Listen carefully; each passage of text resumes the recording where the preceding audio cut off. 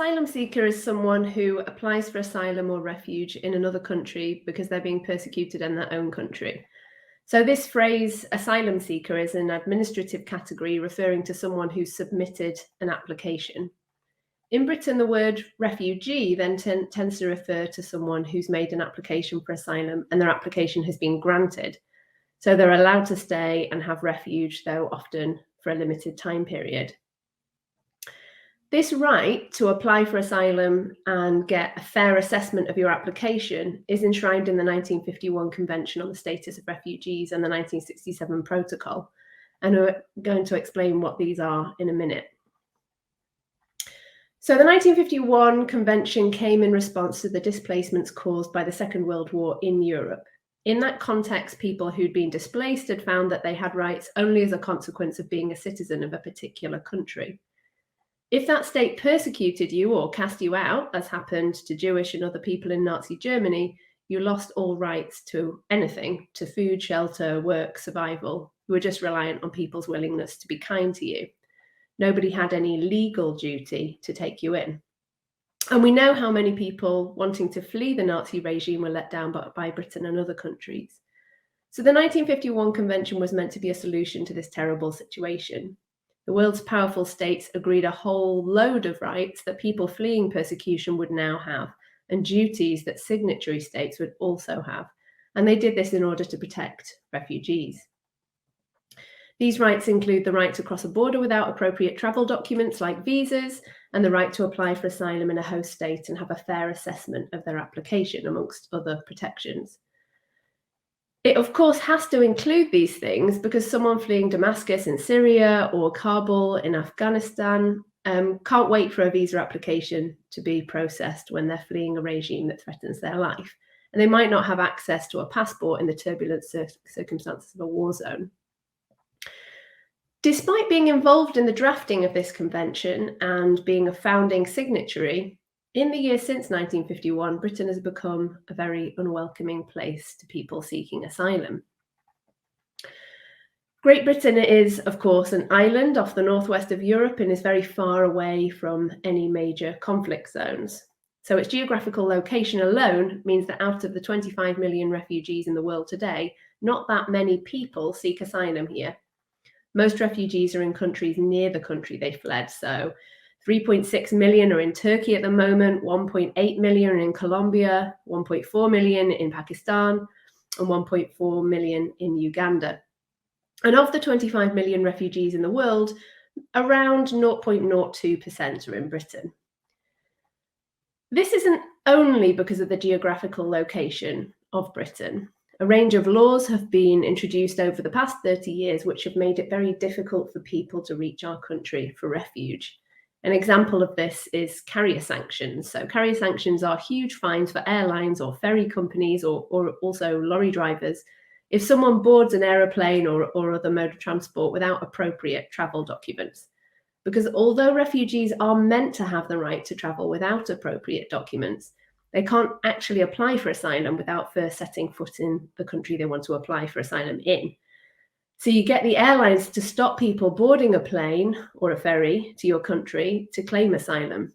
And in this way, you don't break international law straightforwardly, but you are certainly violating the spirit of it. So if you've ever wondered why people get in tiny boats to cross the channel, paying 40 times the cost of a ferry ticket, carrier sanctions are the reason. We've also made people's lives very difficult if they do manage to make it to Britain and apply for asylum. For example, people are dispersed around the country on a no-choice basis to very poor quality housing in the poorest areas. They don't currently have the right to work and are instead made dependent on welfare support. Except the welfare support is different to mainstream support. It's less than 50% of normal welfare benefits.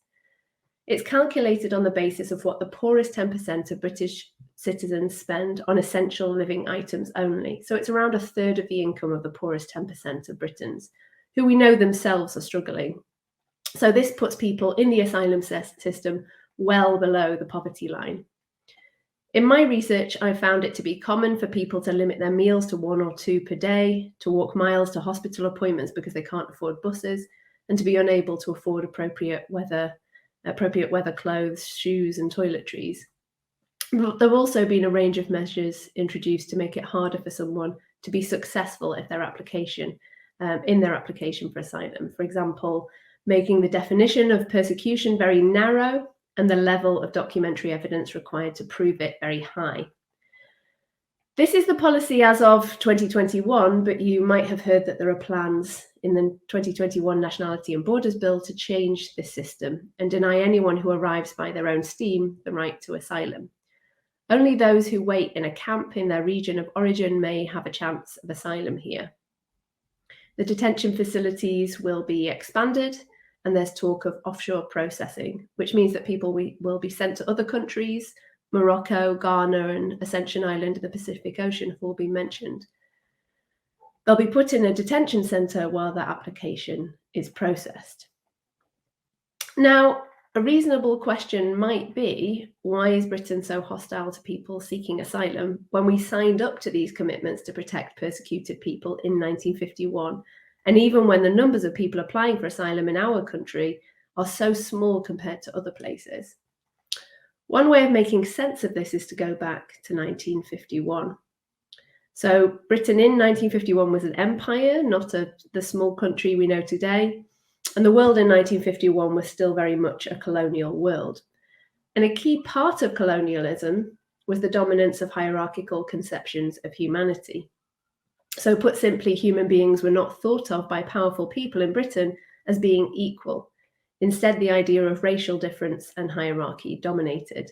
And this wasn't just about people's skin color or hair texture. By this time, it combined both physical characteristics and cultural traits in a complex taxonomy of human hierarchy, which always placed white people, and particularly Europeans, at the top.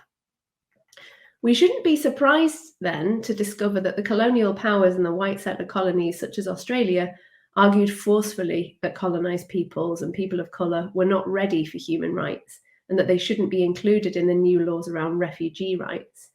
This makes sense because if persecution by the governing state is grounds for applying for asylum, millions of people living under conditions of colonial oppression would have had claims to refugee status, and the colonial powers who were central in the convention drafting process would have found themselves designated major human rights violators.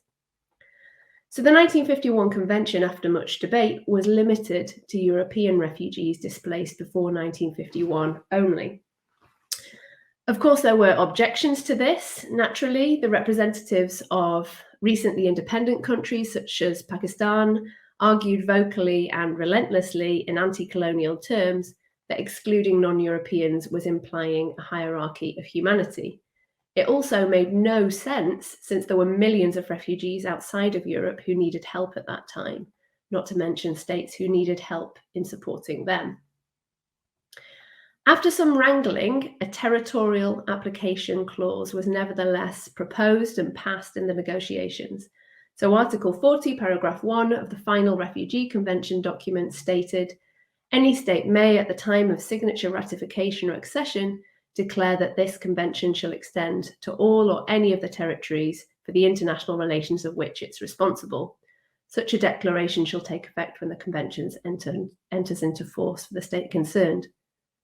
So despite at this time holding significant overseas territories, the UK extended the convention only to the Channel Islands and the Isle of Man.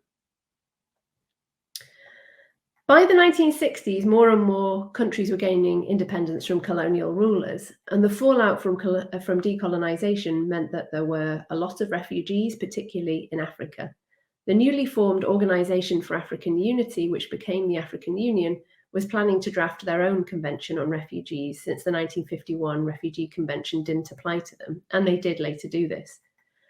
But the United Nations body responsible for refugees, the UNHCR, was concerned that the new regional conventions might damage the international scope and power of their organisation.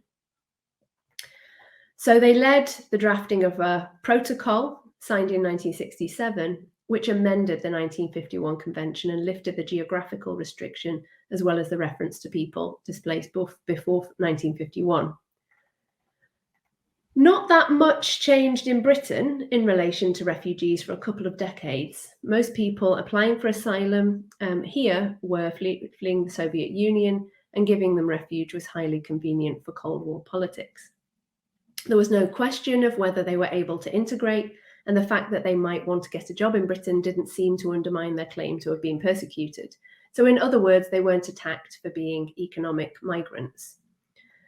But expanding the right to asylum in an international law does not erase the racist views that had dominated British colonialism.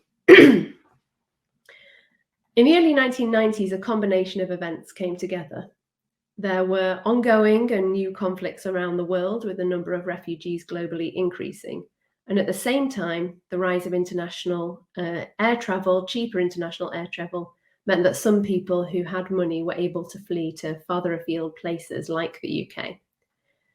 These people came to be thought of as new refugees. There was actually nothing distinct about them in relation to the situations they were fleeing or the legitimacy of their claim for asylum. But they were often black and brown, and in an increasing number of cases, they were fleeing formerly colonised countries, the countries whose nationals Britain had gone to such efforts to exclude from refugee rights and human rights more broadly in the 1940s and 50s. And the response to their arrival sparked the passing of now 10 rafts of primary legislation, which steadily began to strip them of their rights under international law. We can understand these moves, the casting of people seeking asylum as exceptional, as not really refugees, but actually economic migrants, as probably lying and trying to cheat our system, and the responses to systematically deny them rights, to exclude physically, economically, politically, and socially, to impoverish, to expose them to harm and increase risk of death, whether from drowning or from poverty. We can understand these measures not as new and different and inexplicable acts of inhumanity, nor as reasonable responses to an overwhelming tidal wave of arrivals, but as consistent with colonial logics, with colonial ways of imagining the world and the people in it, including hierarchical conceptions of human worth based on skin colour, culture, religion, and nationality. The new plans to process people offshore are interesting in this context because the idea of the offshore is a strongly colonial trope. Sending unwanted people elsewhere out of sight to a place where the law doesn't apply in the same way was a practice seen throughout the colonial period. So you can think here of convicts being sent to Australia. And we can see how the treatment of people seeking asylum is in this way connected to other examples of people being denied access to justice, such as stop and search policing, where some people are treated in ways which would be unthinkable if they happened to other groups of people. So in understanding this very particular topic of the response of the British state to people seeking asylum, we also need to understand how it's connected to other topics where we can see the legacies of colonialism at work in Britain today. And you can find discussion of these other topics on the broader curriculum of the Connected Sociologies website.